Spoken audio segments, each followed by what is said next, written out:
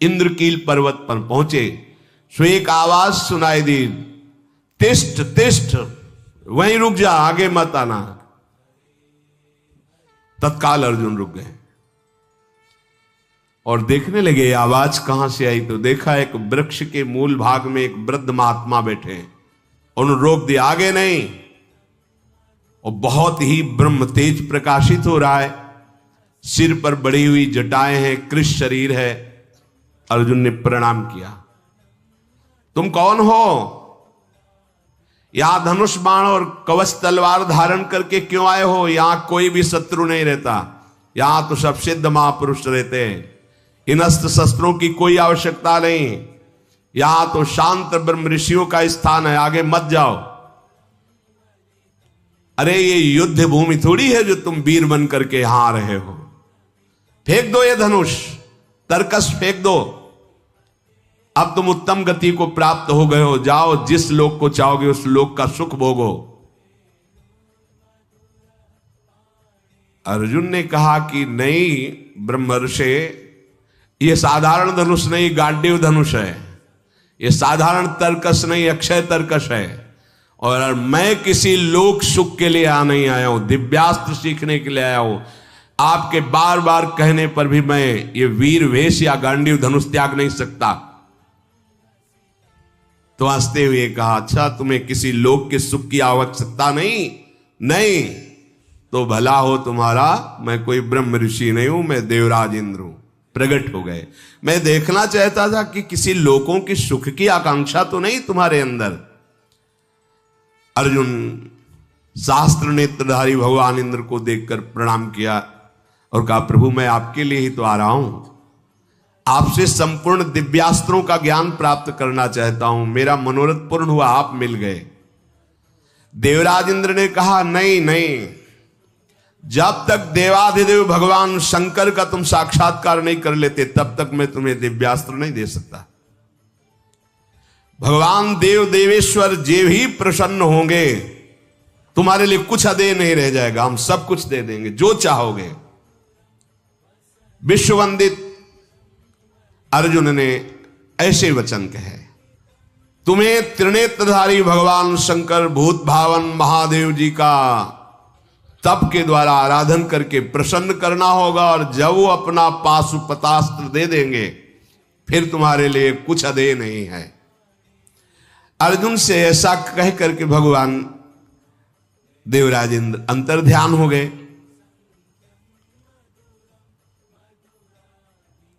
अब भगवान शंकर की आराधना के लिए उन्होंने मन में विचार किया कि देवाधिदेव कैसे प्रसन्न हो सकते हैं।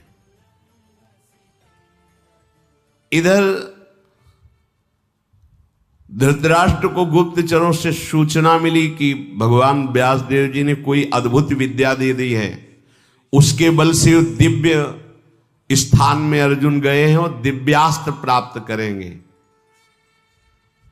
जटाजूटधारी भगवान शंकर को प्रसन्न करने की चेष्टा में अर्जुन लगे हैं।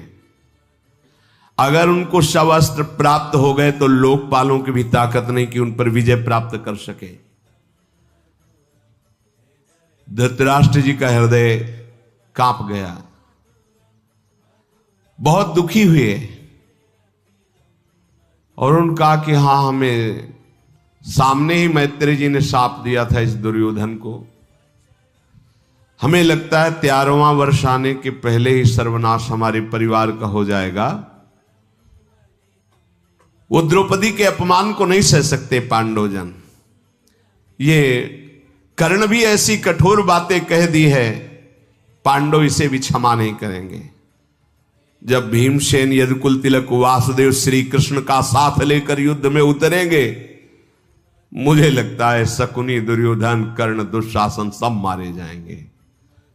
क्या हो सकता है, मेरे पुत्र कैसे जीवित रहे, ऐसे विचार में धृतराष्ट्र जी, और कैसे भगवान महादेव प्रसन्न हो, ऐसी चेष्टा में अर्जुन जी। अर्जुन तपस्या के लिए दृढ़ निश्चय करके बड़ी उतावली के साथ चले और एक भयंकर कंटकाकीर्ण वन में पहुंचे, जहां समीप में सुंदर नदी प्रवाहित हो रही थी। हिमालय का शिखर है, पवित्र शीतल वायु चल रही है। उस स्थान के दर्शन करके मन में निश्चय हुआ कि यही भगवान शंकर की आराधना करेंगे। महातेजस्वी दृढ़ संकल्प वाले अर्जुन ने उस प्रदेश में तपस्या में संलग्न होने के लिए स्थान चयन किया और कुशा की लंगोटी लगाई। कुशा बहुत दुखद होता है, छू जाए तो त्वचा को चीर दे। लंगोटी लगाई और एक दंड समीप में रख लिया और अपने गांडीव धनुष और तूणीर को वृक्ष की डाल पे से टांग दिया और हाथ जोड़कर भगवान शंकर की स्तुति करके निरंतर भजन में लग गए। 1 मास तक 3 दिन 3 रात कुछ नहीं खाना, उसके बाद सूखा पत्ता लेकर के पाना। दूसरा मास 6 रात के बाद कोई फल ले लेना। तीसरा महीना 15 दिन 15 रात व्यतीत होने के बाद एक बार कुछ फल ले लेना। चौथे महीने में केवल जल पीकर रहना, फिर जल भी छोड़कर केवल वायु श्वास, बस निरंतर महादेव जी के चिंतन में निमग्न। दोनों भुजाएं उठाए हुए, कोई सहारा नहीं, पैर के अंगूठे के अग्रभाग पर खड़े होकर के भगवान शिव के मंत्र का जप करते हुए आकाश की तरफ दृष्टि रखे हुए एकाग्र चित्त से उपासना कर रहे हैं। तदनंतर अर्जुन की भयंकर तपस्या को देख करके वहां रहने वाले जितने ब्रह्म ऋषि थे सब भगवान पिनाक पाणी महादेव जी के समीप गए और महादेव जी को प्रणाम करके कहा, देवाधिदेव, अर्जुन आपके लिए महान तपस्या से युक्त होकर के उपासना कर रहे हैं। हिमालय के पृष्ठभाग में स्थित होकर ऐसी उग्र तपस्या कर रहे हैं कि यदि आपने उनको सांत्वना न दी जो वो चाहते हैं तो दिशाओं में आग पैदा हो जाएगी उनके तप से। हे देव देवेश्वर, हम लोग कुछ समझ नहीं पा रहे हैं कि उनको कैसे शांत करें। वे अपनी तपस्या का संताप प्रकट कर रहे हैं। हम महर्षि जन चिंतित हैं कि यदि वो ऐसी तपस्या में रहे तो आग पैदा हो जाएगी। जैसे ध्रुव जी ने अपनी प्राणवायु बंद कर ली तो त्रिभुवन की प्राणवायु बंद हो गई, तत्काल भगवान को आना पड़ा। पवित्र चित्त वाले इन महर्षियों की जो सदा सबको सुख देने में तत्पर रहते हैं, उनकी बात सुनकर भगवान देवाधिदेव महादेव ने कहा, महर्षियों, मुझे पता है, तुम विषाद मत करो। अर्जुन की तपस्या किसी को कष्ट देने के लिए नहीं है। अर्जुन के मन में जो संकल्प है वो मैं जान रहा हूं।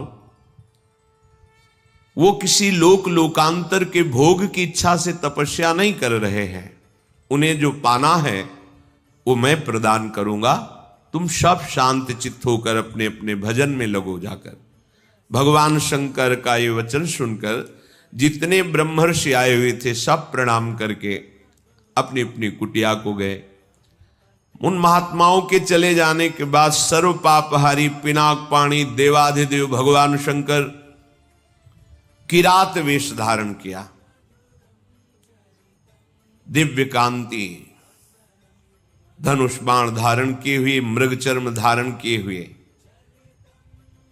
और भगवती उमा भी उसी भेष में साथ में, और साथ में उमा के साथ बहुत सी देवियां और महादेव जी के साथ उनके गण, पर सब किरात वेश में।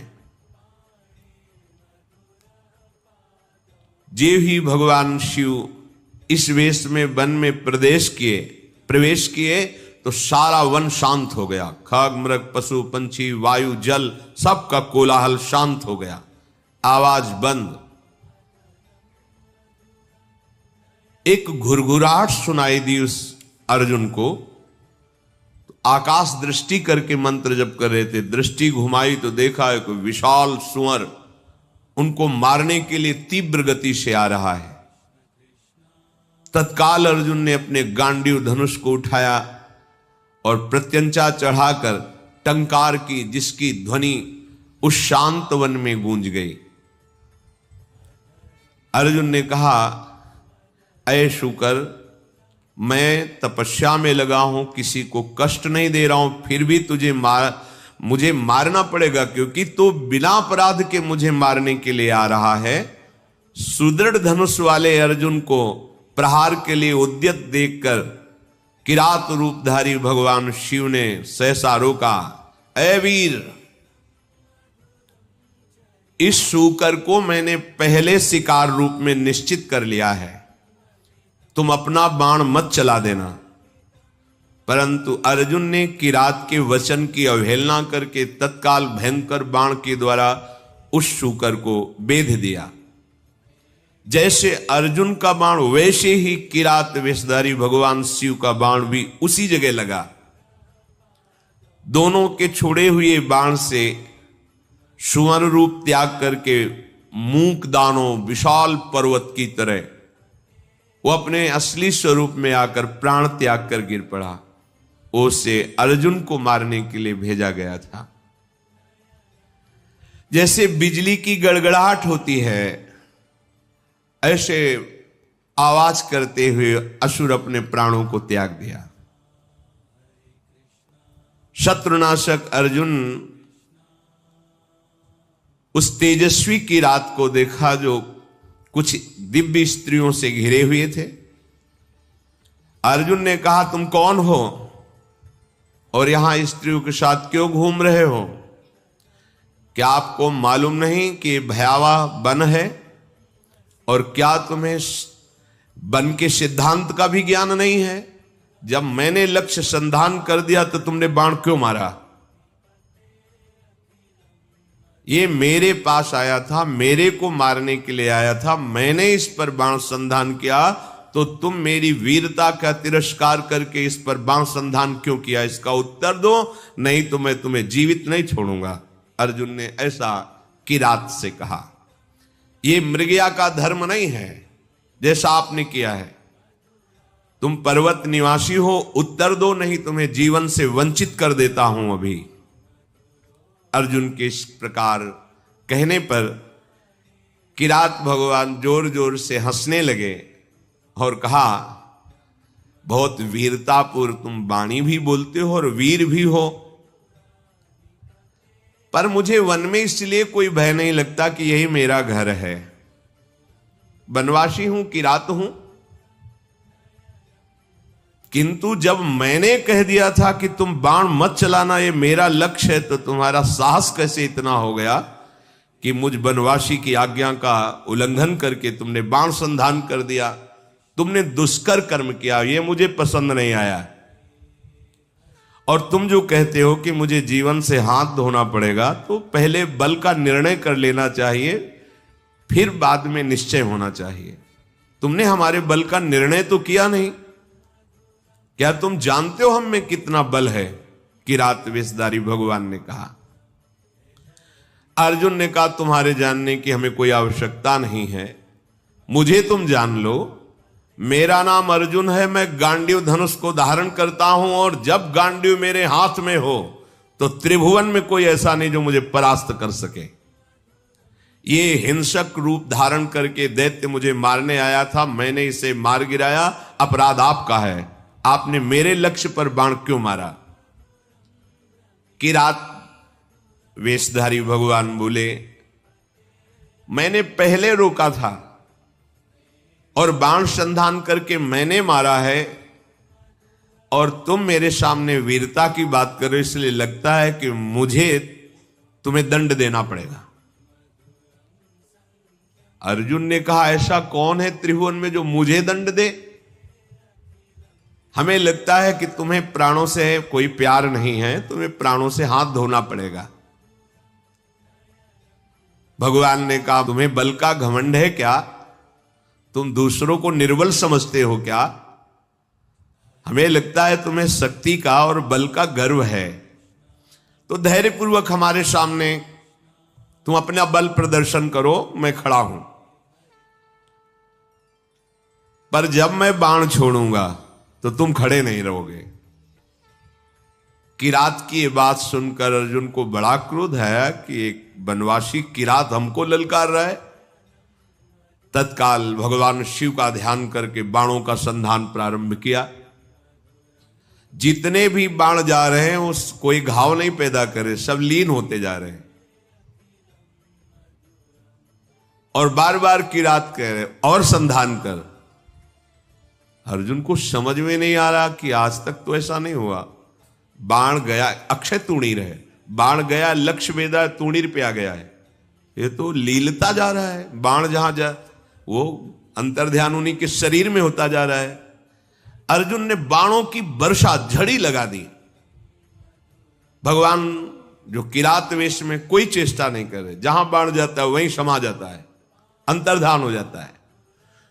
48 मिनट तक बाणों की झड़ी लगाते रहे, कोई खरोच भी नहीं और एक भी बाण वापस नहीं हुआ। सारी बाण वर्षा व्यर्थ देखकर अर्जुन को बड़ा आश्चर्य हुआ और कहने लगे, धन्य है किरात, धन्य है। वास्तविक मैंने ऐसा वीर नहीं देखा तुम्हारे जैसा। हिमालय शिखर के समान तुम निश्चल खड़े हो और महाप्रचंड गांडीव धनुष से छूटे हुए बाण तुम्हें तनिक व्याकुल नहीं कर पाए। शास्त्रों बाण संधान किया पर तुम्हें खरोच नहीं हुई। एकमात्र मेरे आराध्य देव भगवान पिनाक पाणी शिव के सिवा कोई दूसरा ऐसा नहीं हो सकता कि जो हमारे गांडीव धनुष की चोट सह जाए बाणों की। और यदि तुम रुद्रदेव से भिन्न हो तो अब मैं जितने मंत्र जानता हूं, अस्त्र जानता हूं, सबका प्रयोग करके तुम्हें नष्ट कर दूंगा। अर्जुन ने जैसे आग्नेय अस्त्र मिले हुए थे उन सब अस्त्रों का प्रयोग भगवान शिव पे किया। सैकड़ों दिव्य अस्त्रों का प्रयोग किया पर सब अंतर्धान जाकर के शांत हो जाते हैं। भगवान किरात वेशधारी हंसते हुए बोले, और करो, और बाणों का संधान करो। अर्जुन ने देखा अब तूणीर में एक भी बाण नहीं रह गया। तो उन्होंने विचार किया कि भगवान अग्निदेव जी के द्वारा ये दिए हुए खांडोप्रस्थ जलाने के लिए तूणीर थे, इनका अक्षय शब्द नाम है, अर्थात कभी खाली ही नहीं होंगे। तो कर्तुम अकर्तुम अन्यथा कर्तुम सर्व समर्था सा ईश्वरा, देवों के भी देव महादेव। एक भी बाण तूणीर में नहीं बचा, सारे बाण नष्ट हो गए। अब मैं क्या करूं? ये तो मेरे बाणों को ही लील जा रहा है, तो मैं इस प्रचंड बलशाली धनुष के प्रहार से मारूंगा, धनुष की कोटि से। ऐसा विचार करके अर्जुन ने अपने प्रचंड गांडीव धनुष से प्रहार किया। गांडीव धनुष भी लीन हो गया किरात के शरीर में। कूद पड़े अर्जुन और अपने घूंसे से प्रहार किया। भगवान शिव शांत खड़े हैं। एक तलवार थी अर्जुन के पास जो पर्वतों को भी काट सकती थी। भगवान शिव पे मारा तो कुंठित होकर गिर गई, कहीं खरोच भी नहीं। बड़ा कि आखिरकार अब कैसे इन पर विजय प्राप्त करें।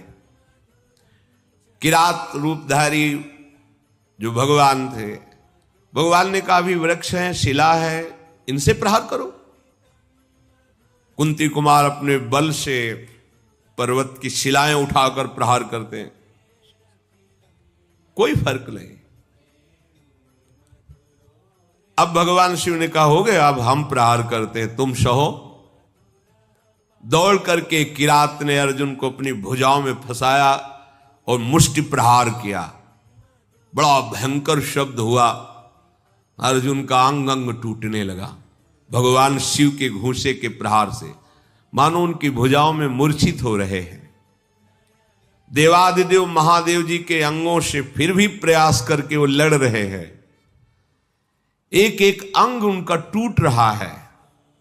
वो मन में विचार करे, आज तक ऐसा वीर हमने नहीं देखा जो मुझे थकित कर दे। युद्ध में अर्जुन कभी श्रम को प्राप्त नहीं होते कि अब मैं थक गया हूं, ऐसा कभी नहीं। भगवान शंकर भुजाओं से भली भांत, कितना सौभाग्य है, नियंत्रित किए हुए हैं। और अर्जुन को जहां मूर्छा छूटती तब फिर एक घोंसा जमाते हैं, फिर वो उंगली की भुजाओं में 2 घड़ी तक अर्जुन पिटते रहे। फिर उनका देखो, मुझे थोड़ा समय दे दो, अगर तुम युद्ध के नियमों को जानते हो तो मैं कह रहा हूं थोड़ा समय दे दो, फिर मैं तुमसे युद्ध करूंगा। छोड़ दिया, और करके देख लो। तत्काल वहीं की मिट्टी एकत्रित की और उसे लिंगाकार किया। बन था ही, कुछ पुष्प लिए, माला और पुष्प, और हाथ जोड़कर भगवान शंकर की आराधना की, भगवान शंकर का स्तवन किया। पशूनां पतिं पापनाशं परेशं गजेन्द्रस्य कृतिं वशानं वरेण्यं जटाजूट मध्ये स्फुरद्गांगवारिं महादेवमेकं स्मरामि स्मरारिं महेशं सुरेशं सुरारार्तिनाशं विभुं विश्वनाथं विभूत्यंगभूषं विरूपाक्षमिन्द्वर्को वह्निर्तिनेत्रं सदानन्दमीडे प्रभुं पंचवक्तं गिरीशं गणेशं गले नीलवर्णं गवेन्द्राधिरूढं गणातीतरूपं भवं भास्वरं भस्मनाभूषितांगं भवानी कलत्रं भजे पंचवक्तं शिवाकांत शंभो शशांकार्धमौले महेशान शूलिन जटाजूटधारिन त्वमेको जगत् व्यापको विश्वरूप प्रसीद प्रसीद प्रभो पूर्ण रूप। भगवान शिव का स्तवन करके जेव ही माला शिवलिंग पे डारी, तेव ही किरात पर वो माला पहुंची, मस्तक में किरात के। ओहो, ये देख करके अर्जुन आनंद से उल्लसित हो गए, साष्टांग चरणों में गिरे, बोले प्रभु यही मैं सोच रहा था कि ऐसा त्रिभुवन में कौन वीर है जिसकी भुजाओं में आकर मैं निकल ही नहीं पाया, जिनके प्रहार से मेरे अंग अंग शिथिल हो गए। किरात रूपधारी भगवान शिव के चरणों में अर्जुन पड़े हुए, भगवान शिव ने अपनी महान भुजाओं से उठाया। सर्व पापहारी भगवान भव अर्थात महादेव बहुत प्रसन्न हुए और गंभीर वाणी में कहा, अर्जुन कोई ऐसा है ही नहीं तुम्हारे जैसा वीर जो मेरी भुजाओं के प्रहार को सह सके। तुम्हारा पराक्रम, तुम्हारा शौर्य, तुम्हारा धैर्य अद्वितीय है, मैं बहुत प्रसन्न हुआ। मेरा स्पर्श सबको सहज में नहीं प्राप्त होता है, मेरा स्पर्श प्राप्त हो गया। अब तुम्हारा शरीर दिव्य है, अब तुम इसी शरीर से जिस लोक में चाहो जा सकते हो। तुम्हारा तेज कोई सह नहीं सकता है, आज से तुम्हारा पराक्रम अद्वितीय है। महाबाहो मेरी ओर देखो और प्रसन्न हो, देखो मैं तुम्हें दिव्य दृष्टि देता हूं, तुम मेरे स्वरूप को देखो। भगवान शिव ने जब ऐसा कहा तो अर्जुन के सामने अब किरात रूप नहीं, देवाधिदेव महादेव जो किरात वेश में स्त्री स्वरूप में साक्षात त्रिभुवन सुंदरी अंबा और उनकी दासियां और भगवान शिव के गण, बार बार अर्जुन जी ने पूरे शिव परिकर को प्रणाम किया और कहा, तुम युद्ध में अपने शत्रुओं पर जो विजय चाहते हो तो आज के बाद कोई देवता भी तुम्हें परास्त नहीं कर सकता, मनुष्यों की तो बात जाने दो। मैं तुम्हारे हृदय की बात जानता हूं, तुम मुझसे क्या चाहते हो। लो, विश्व विनाशक पाशुपतास्त्र मैं तुम्हें प्रदान करता हूं। ये वो अस्त्र है जिसको कोई भी अस्त्र कुंठित नहीं कर सकता, और एक क्षण में पूरे त्रिभुवन को भस्म करने की सामर्थ्य मेरे इस अस्त्र में है, पाशुपतास्त्र। तदनंतर शूलपाणी भगवान महादेव जी और भगवती पार्वती जी के दर्शन करके अर्जुन को बड़ा आनंद प्राप्त हुआ। साष्टांग पृथ्वी पर लेटकर प्रणाम किया।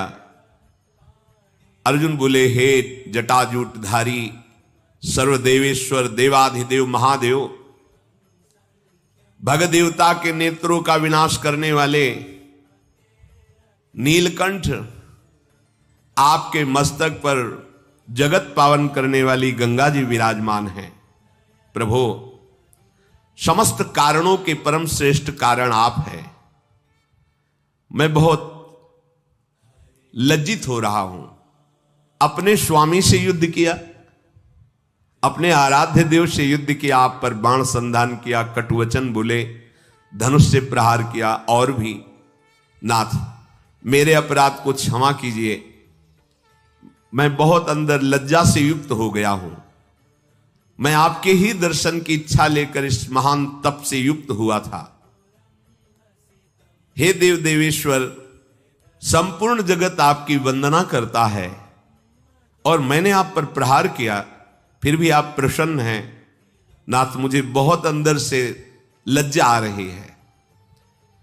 मैंने जो आपके सामने साहस दिखाया, ये मेरा अपराध है। प्रभु, अनजाने में मेरे से अपराध बन गया। हे शंकर, मैं आपकी शरण में हूं, मेरी धृष्टता को क्षमा कर दीजिए। महातेजस्वी भगवान वृषभध्वज ने अर्जुन का हाथ पकड़ा और हंसते हुए कहा, अपराध थोड़ी है, कोई मैं शिव रूप से तुम्हारे सामने थोड़ी था, मैं तो किरात रूप से था, तुम्हारा कोई अपराध नहीं, वीर का यही धर्म है। फिर भगवान शिव ने दोनों भुजाओं से खींचकर जेवी हृदय से लगाया, तो जितने अर्जुन की पीड़ा और घाव थे सब शांत हो गए। देवादिदेव महाजी बोले, अर्जुन, तुम भगवान श्री कृष्ण के शरणागत और प्रिय सखा हो, मैं तुमसे बहुत प्यार करता हूं। जो भगवान श्री हरि का भजन करते हैं, भगवान शंकर अहेतुकी कृपा उन पे अपने आप करते हैं। और जो भगवान शंकर की आराधना करते हैं, हरि अहेतुकी कृपा अपने आप करते हैं। कभी ऐसा भ्रम किसी को नहीं होना चाहिए कि हम हरि के उपासक हैं तो भगवान शंकर की थोड़ी भी न्यूनता या अवहेलना करें। नहीं, भगवान श्री हरि कहते हैं, शिवद्रोही मम दास कहावा, सो नर मोहि सपने नहीं भावा। कभी ऐसी गलती नहीं। और जो भगवान शिव का उपासक है, वो कभी वैष्णवों की, हरिजनों की या हरि की कभी थोड़ी सी भी अवहेलना या निंदा ना करे कि हमें भगवान शंकर के बल से ऐसा। नहीं तो भगवान शंकर ही दंड दे देंगे, वही दंड दे देंगे। काकभूषण जी ने तो यही किया ना। गुरु बार बार उनको समझा रहे थे कि हरि और हर में कोई भेद नहीं है, लीला के लिए दो रूप हैं, पर वो ये नहीं मानते। तो गुरु की अवहेलना करने लगे थे। गुरुदेव मंदिर में पधारे और शिव मंदिर में बैठे पंचाक्षरी मंत्र जप रहे थे, क्या प्रणाम करना? नहीं प्रणाम किया तो भगवान शिव ने कहा, अरे ये अमर्यादा, गुरु के आने पर तुम खड़े नहीं हुए, प्रणाम नहीं किया, अजगर की तरह बैठा रहा। अरे पापी, मेरे मंत्र को तेरे गुरुदेव ने ही दिया और उनका तू अपमान कर रहा है, जा सहस्त्र योनि अजगर की प्राप्त कर। भगवान शंकर ने ही दंड दे दिया। कभी ऐसा ना हो कि कोई अपनी उपासना के बल से अपने ही आराध्य देव के अन्य रूपों की निंदा या अवहेलना करे। और भगवान शिव तो परम वैष्णवाचार्य सच्ची कहते हैं, उनकी कृपा से ही प्रेम लक्षणा भक्ति मिलती है। और गूढ़ रहस्य, भगवान शंकर अहंकार के अधिष्ठात्र देवता हैं और हमारे श्री हरि को अहंकार पसंद नहीं, तो अहंकार का अपहरण भगवान शिव ही करते, तभी दैन्यता आती है। भगवान शंकर ने कहा कि ये लो गांडीव और ये लो अक्षय तूणीर, ये तुम्हारे योग्य है। कुंती कुमार, तुम्हारे शरीर में जो चोट पहुंची है, अब तुम कभी ऐसी चोट से व्यथित नहीं होगे जो मैंने चोट पहुंचाई। अब कोई इससे भी भारी चोट पहुंचावे तो तुम्हें कभी व्यथा नहीं होगी। भगवान चोट पहुंचाते हैं मजबूत करने के लिए। जैसे कुमार है ना, नीचे हाथ लगा के मटकी को थाप से पीटता है, अपना रंग देता है और मजबूत करता है। ऐसी भगवान का जो दास है, भगवान उसको इतना मजबूत कर देते कि माया एक साथ मिलकर प्रहार करे, काम क्रोध लोभ मोह मद मत्सर, फिर भी कोई फर्क नहीं पड़ता। वो हरिदास है, वो हरिजन है। पार्थ, तुम्हारा पराक्रम यथार्थ है, इसलिए मैं तुम पर बहुत प्रसन्न हुआ। मर्तलोक में या स्वर्गलोक में या अन्य लोक में अब कोई भी ऐसा नहीं जो तुम पर विजय प्राप्त कर सके। तो भगवान का भक्त त्रिभुवन विजेता होता है। यहां से लेकर ब्रह्मलोक तक कोई उसे परास्त नहीं कर सकता। ब्रह्मा जी भी नमस्कार करते हैं जो भगवान के सच्चे भक्त होते हैं।